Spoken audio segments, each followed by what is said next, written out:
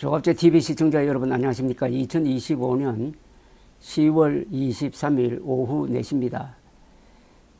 약 3년 전 2022년 10월 29일 밤에 있었던 이태원 압사 사고로 159명이 사망했습니다.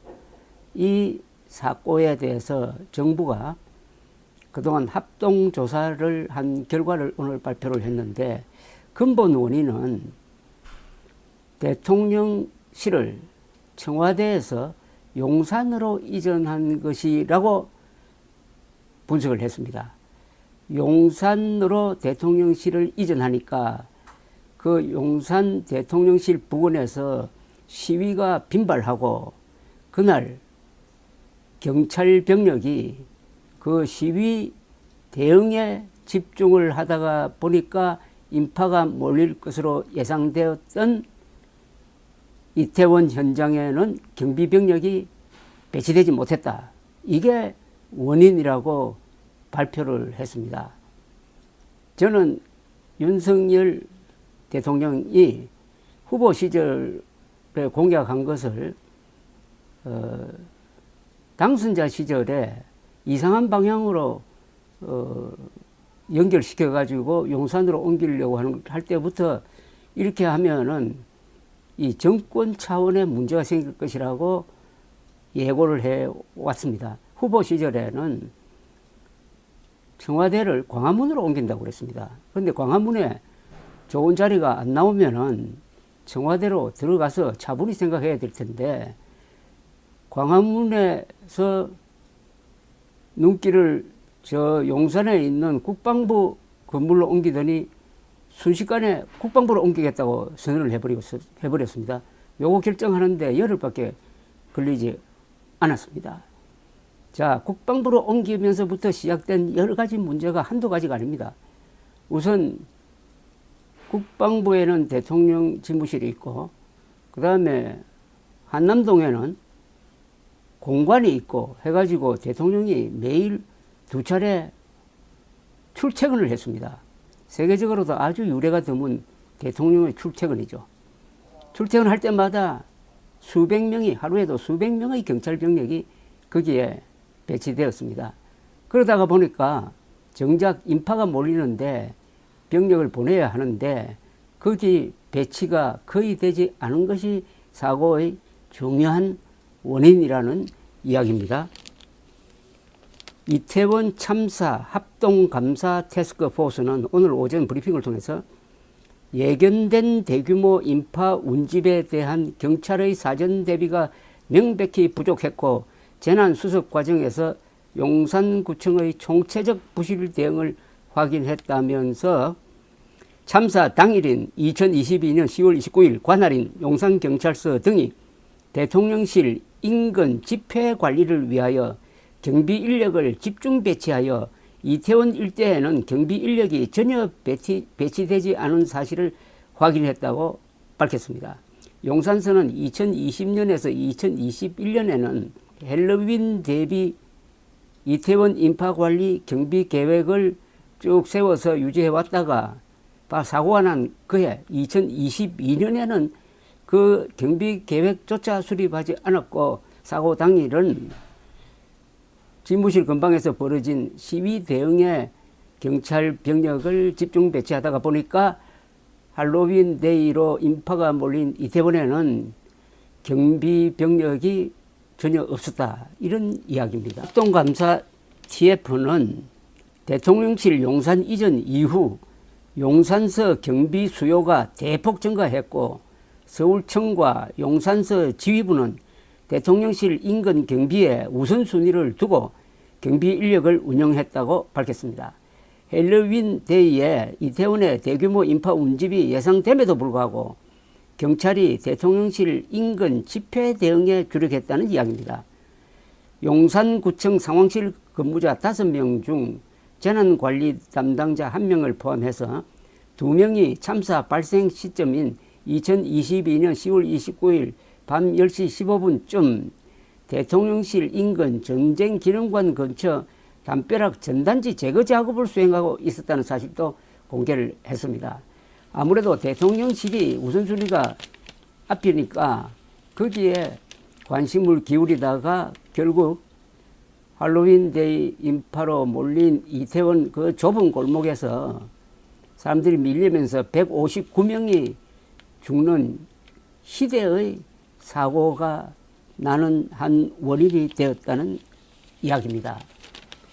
새삼 청와대 이전에 따른 이 불행이 새삼 생각이 듭니다. 어떻게 보면은 윤석열 대통령 부부가 지금 감옥에 가 있는 그 출발점도 청와대에서 나온 것으로부터 시작되었다고 저는 봅니다. 윤석열 대통령이 청와대에서 나오면서 두 가지 중요한 발언을 했습니다. 청와대는 제왕적 권력의 상징이다라고 했습니다. 즉 청와대에서 근무했던 역대 대통령을 다 제왕적 독재자로 몰고 한국 현대사에 말하자면 침을 뱉어버린 거죠. 그 역대 대통령의 고민과 노력에 대해서는 눈 감고 제왕적 권력이라고 과장을 해가지고 매도를 했습니다. 한국 현대사에 대한 하나의 애정도 보여주지 못했습니다. 그게 사실과 배치되잖아요. 10명이 넘는 대통령들이 청와대에서 나름대로 열심히 머리를 싸매고 노력한 것이 오늘날 근사한 대한민국으로 나타났는데 이걸 한마디로 제왕적 권력의 상징이었다고 사잡아서 비난을 하면서 공간이 의식을 지배한다고 했습니다. 그 말은 청와대와 같은 지역에 있으면 왕이 왕처럼 대통령이 왕처럼 되어버린다 하는 이런 뜻을 포함해가지고 결국은 소통할 수 있는 용산 대통령실로 가면은 자신이 민주적 대통령이 될 것이다 하는 뜻을 품어가지고 공간이 의식을 지배한다고 했는데 결과적으로는 어떻게 됐습니까? 공간이 의식을 지배한다는 말이 맞았어요. 용산 대통령실 공간은 그게 국방부 용도였습니다. 즉 병영이었습니다. 그러니까 병영에서 일을 하다가 보니까 결국 마지막에 가서는 계엄을 펴가지고 군대를 동원했다가 망해버린 겁니다. 병영에서 병영적 사고로 국정을 운영하다가 망해버렸으니까 공간이 의식을 지배한다는 윤석열 당시 대통령의 말은 맞았습니다. 그리고 지금도 조사가 진행 중인 이 대통령 관저에 따른 이야기는 또 얼마나 많습니까? 맨 처음에는 육군 참모총장 관저로 가려다가 그게 시원찮으니까 그 옆에 있는 외교부 장관 관저로 밀고 들어가고 외교부 장관 관저는 저 다른 데로 옮기고 하는 이런 연쇄적인 불편함을 느꼈고 결국 그 대통령 관저에서 윤석열 대통령이 체포되어서 나오는 꼴이 되고 말았습니다. 윤석열 대통령은 용산 국방부 건물로 옮기지 않으려고 했다고 합니다. 그런데 누군가의 영향에 의해서 하루아침에 마음을 바꿨다는 증언도 있습니다. 그리고 이번에 정부가 공식적으로 확인한 대통령실 이전이 159명의 목숨을 앗아간 이태원 압사 사건의 근본 원인이었다 하는 이런 발표를 접하면서 국가의 가장 중심에 있는 대통령 관저라든지 이 수도를 함부로 옮긴다든지 하는 것이 얼마나 큰 재앙을 부를 수 있느냐 하는 겁니다. 대한민국은 지금 북한 노동당 정권과 민족사적 정통성을 놓고 타협이 절대로 불가능한 투쟁을 하고 있습니다. 한반도에서 민족사적 정통성은 서울에 있습니다. 서울에서도 청와대에 있었던 것입니다. 그런데 청와대의 못을 받고 거기에 어떻게 보면은 하나의 기준점을 마련했던 그 중요한 지역을 제왕적 권력의 상징이라고 침뱉고 나간 다음에 일어났던 윤석열 부부와 관련된 이런 불행사를 보면서 새삼 역사 앞에서 오만하면은 어떤 결과가 나오느냐 하는 가르침을 주고 있다는 겁니다. 이재명 대통령이 잘한 게 청와대로 돌아간 겁니다. 또 청와대 돌아간 다음에 다음 대통령 또 선거쯤 되면은 세종시로 뭐 대통령실을 옮긴다 만다 하는 이야기가 또 나올지 모르겠는데, 오늘 이 교훈을 보고 그런 생각을 하지 않도록 하는 하나의 교훈이 될 만합니다. 천도라든지 대통령실을 옮긴다는 이런 것을 정략적으로 하는 사람에게는 저주가 내린다는 하나의 가르침을 준 사건이 아니겠느냐 하는 생각이 듭니다. 감사합니다.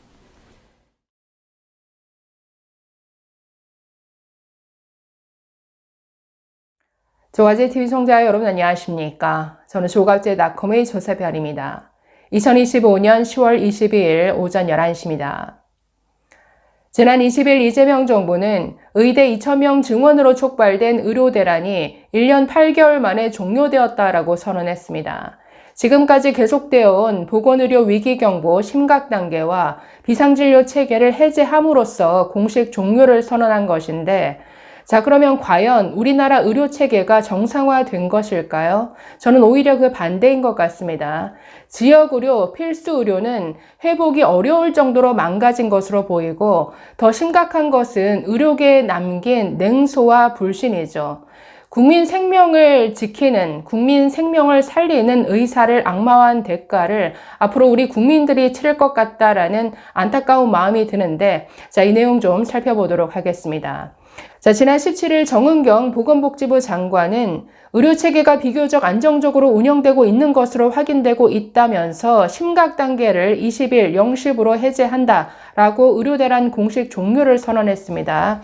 자, 그러면서 새 정부 출범 후에 의료계와 소통을 재개하면서 상호 협력했고 상당수 전공의가 복귀했다. 진료량이 비상진료 이전 평시의 95% 수준을 회복하고 응급의료 상황도 수용 능력을 거의 회복했다라고 말했습니다. 자, 이에 대해서 이재명 대통령도 21일 국무회의 모두 발언에서 이 내용을 언급했는데 이렇게 말했습니다. 국민의 생명과 직결된 사안을 충분한 정책적 고려나 협의 없이 일방적으로 밀어붙인 탓에 그간 국민이 입은 피해가 이루 말할 수 없이 컸다라고 지적했습니다. 어려운 여건에서도 묵묵히 환자 곁을 지킨 현장 의료진, 119 구급대원을 비롯한 모든 공직자 여러분께 깊이 감사드린다. 큰 불편을 겪은 국민 여러분께 감사와 함께 송구하다는 말씀을 드린다. 자, 의료개혁은 필요하다. 이로써 의료개혁이 좌절되거나 포기한 게 아니라 새로운 토대 위에서 합리적 방향으로 다시 준비해야 한다. 충분한 공론화 과정을 거쳐서 합리적 방안을 마련하고 안정적이고 지속적으로 추진해야 한다라고 말했습니다. 그리고 체계적이고 과학적인 접근을 통해 의료 인력 양성 방안에 대한 사회적 중지도 함께 모아야 한다. 굉장히 신중하게 발언하고 있죠. 저는 굉장히 신중하게 접근하는 게 맞습니다. 이 의료 문제는. 의료대란이 왜 생겼나요?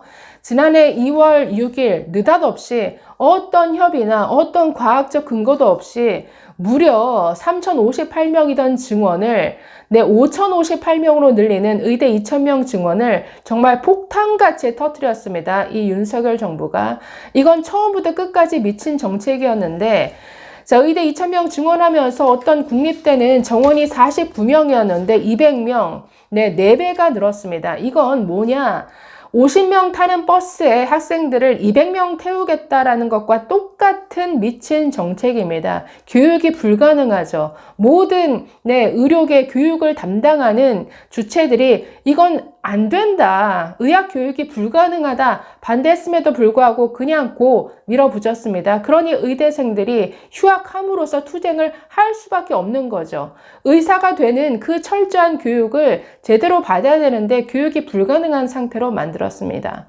자, 전공의들은 어떻습니까? 의대 2,000명 뿐만 아니라 필수 의료 패키지에 발표했는데 그 내용 하나하나 들여다보면 앞으로 의사들이 필수 의료를 하면 망하겠구나 라는 메시지를 주기에 충분한 내용들이었다라는 거죠. 그러니 미래 의료 인력인 전공의들은 반발할 수밖에 없는 것이죠. 그런데 윤석열 정부는 매우 폭력적인 방식으로 이걸 밀어붙였습니다. 집단 행동을 막기 위해서 업무 개시 명령, 진료 유지 명령 내리고 경찰부터 다 병원에 깔아버렸는데, 그러니 전공의들이 선택할 수 있는 옵션은 사직밖에 없는 것이죠. 그래서 13,000명이 넘는 전공의들이 의료 현장을 사직하고 떠나버렸습니다. 그런데 그 이후에도 사직서 수리 금지 명령까지 내리고 면허 취소하겠다, 형사 처벌하겠다, 게다가 언론까지 가세해서 의사를 악마화했죠. 이 상황이 1년 8개월 동안 지속이 되었습니다. 자, 전공의들이 복귀했다라고는 하는데 과연 의료 현장이 정상화된 것이냐? 아니라는 거죠. 이거 애초에 의대 2,000명 증원 왜 시작했습니까? 응급실 뺑뺑이 같은 거 없애겠다. 지역 의료를 살리겠다. 필수 의료를 살리겠다. 오히려 현실은 그 반대로 만들어버리고 말았습니다. 자, 지금 이 보건복지부에 따르면 상급 종합병원 그리고 종합병원의 진료량은 평시 대비 95% 수준으로 회복이 됐다라고 밝히고 있고, 응급의료 또한 수용 능력을 거의 회복했다라고 밝히고 있는데, 이건 수도권에 국한된 얘기죠. 지방으로 갔으면 심각합니다. 자, 그리고 전공의들도 상당수 수련 현장으로 복귀했는데, 올 하반기 전공의 모집에서 7,984명이 선발되면서 현재 약 10,000명 정도가 수련을 받고 있으니까 사태 이전에 약 76.2% 수준을 회복했다라고 합니다. 자, 문제는 이 복귀한 전공의들이 지역으로 갈수록, 또 소위 바이탈과 필수 의료로 갈수록 찾아보기 어렵다라는 거죠.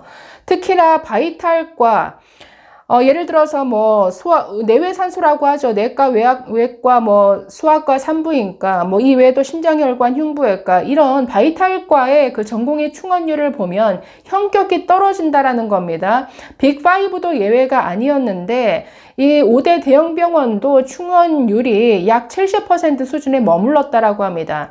자, 그래서 필수과를 보면 소아청소년과가 36.2%, 심장혈관 흉부외과가 37.9%, 산부인과 66.1%, 응급의학과 40.3%, 약 절반도 전공이 충원하지 못했다라는 거죠. 수도권을 벗어나면 더 심각하죠. 예를 들어서 비수도권 소아청소년과 충원율을 보면 8%입니다. 외과가 23.4%, 산부인과가 27.6%. 지방으로 갈수록 전공의를 찾아보기 어렵다라는 거죠. 전공의가 없다라는 건 뭡니까? 전공의를 거쳐서 전문의가 되고 의대 교수가 되는데, 이 필수과의 이 명맥이 유지가 안 된다라는 거죠. 대가 끊긴다라는 거죠. 제가 약 한 달 전에 그 대한심장혈관 흉부외과에서 낸 보도자료 소개해 드린 바 있습니다. 지금 심장혈관, 내 심장을 수술해줄 앞으로 이 전문의를 찾아볼 수 있겠는가, 정말 우려가 컸는데, 사태 이전에 전국적으로 약 107명의 전공의가 있었는데 지금 68명이 현장에 복귀해서 수련을 이어가고 있습니다. 자, 전국에 68명인데 이 중에 거의 90% 가까이가 서울, 경기, 즉 수도권에 전부 몰려있고, 지방으로 가면은 아예 전공의가 없는 지역도 있다라는 거죠.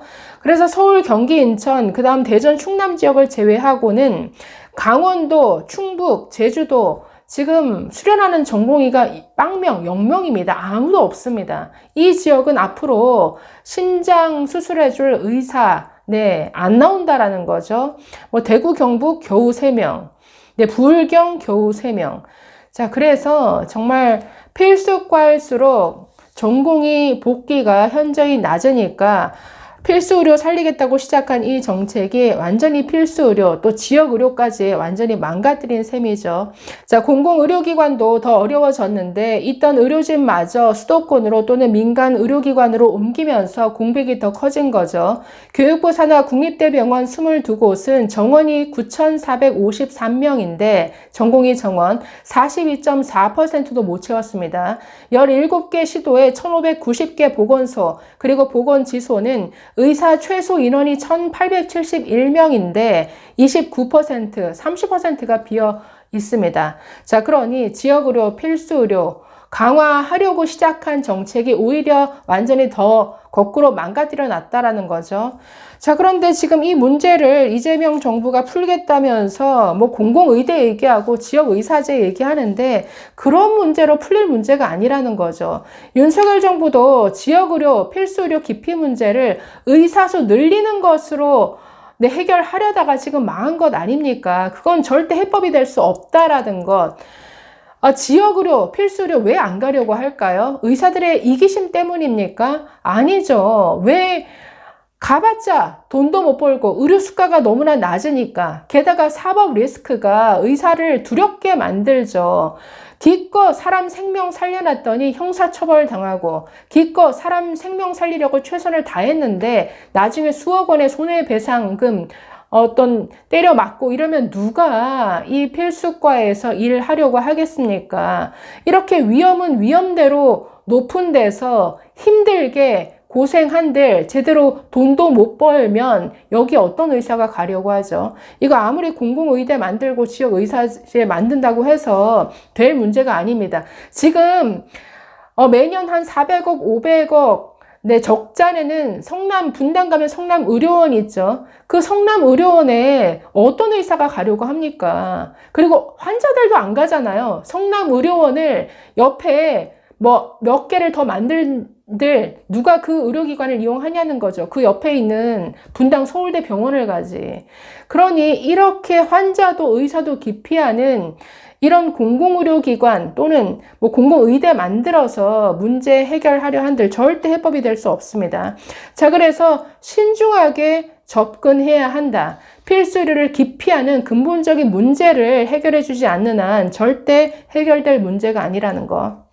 두 번째는 지금 지역 필수의료 망가진 것도 문제인데 저는 그보다 더 가장 심각한 문제는 의료계에 남긴 상처인 것 같습니다. 불신과 냉소죠. 자, 국민과 의사 사이에 신뢰를 완전히 이 윤석열 정부가 깨트려 버렸죠. 서로 이간질 시킨 거죠. 생명을 다루는 의사입니다. 이 의사, 우리나라 대한민국 의료가 세계 최고 수준인데 그거는 우리나라 의사들이 사람을 생명 살리는 데 있어서는 세계 최고라는 의미죠. 각종 보건의료 통계가 말해주고 있죠. 회피 가능 사망률 거의 전 세계 최저 수준. 그러니 최장수 국가가 되어 있죠. 우리나라 국민들이 건강하게 장수할 수 있는 것은 무엇보다도 실력이 세계 최고 수준인 실력 있는 의사들 덕분이라는 것. 이런 의사들에 대한 어떤 국민의 신뢰가 바탕이 되어야 잘 굴러갈 텐데 완전히 정부가 나서서 이걸 이간질해 버렸죠. 의사를 악마화하는 데 앞장섰습니다. 이뿐 아니라 지난 1년 8개월의 의료 대란으로 의료계 구성원들 사이에도 거의 불신하게 만들었다라는 거죠. 스승과 제자 사이에 불신의 골을 만들고 의사와 환자 사이에 또 동료와 동료 사이에 지금 그 전공의 공백을 메웠던 피해 간호사의 역할과 어떤 할 수 있는 일을 어디까지 그 경계를 정할 것인가 이 문제를 가지고도 앞으로 갈등이 계속될 것 같은데 이런 구성원들 사이에 이런 불신을 만들어 놓은 건 이건 정말 서로가 서로를 불신하면 피해보는 건 국민이죠. 의사를 전적으로 신뢰해야 의사도 최선을 다해서 어떤 진료 행위에 나설 것 아닙니까? 자, 그래서 의사를 악마화한 대가는 국민들이 앞으로 치를 것 같다라는 생각이 드는데, 자, 모든 뒷감당은 지금 또 의료계의 몫이 돼버렸죠. 이 의대 교육, 청년 의사에서 저런 기사를 봤습니다. 지금 충북의대, 원래 정원 49명이었는데 200명으로 늘려놨죠. 결국 안 된다 싶어가지고 125명만 뽑았는데 24, 25학번 약 175명이 함께 수업을 듣습니다. 그런데 처음에는 온갖 지원을 해주겠다. 건물도 지어주고 모든 시설 다 해줄게. 교육부 큰 소리 쳤지만 어떤 것도 실행이 된 게 없습니다. 그러니 지금 학생들만 저렇게 고생하게 된 것이죠. 뒷감당은 의료계 현장의 몫이라는 거죠. 앞으로 어떤 의료 정책을 추진하는 데 있어서 현장을 가장 잘 아는 의료계의 어떤 의견을 더욱더 경청해서 일을 진행시켜 나가야 될 것 같다라는 생각이 듭니다. 자, 그래서 1년 8개월 만에 의료 대란 공식 종료 선언은 되었지만 여전히 이 의료 대란이 남긴 상처는 너무나 크고 이거를 수습해 나가기까지 갈 길은 너무나 멀다라는 생각이 드네요. 감사합니다.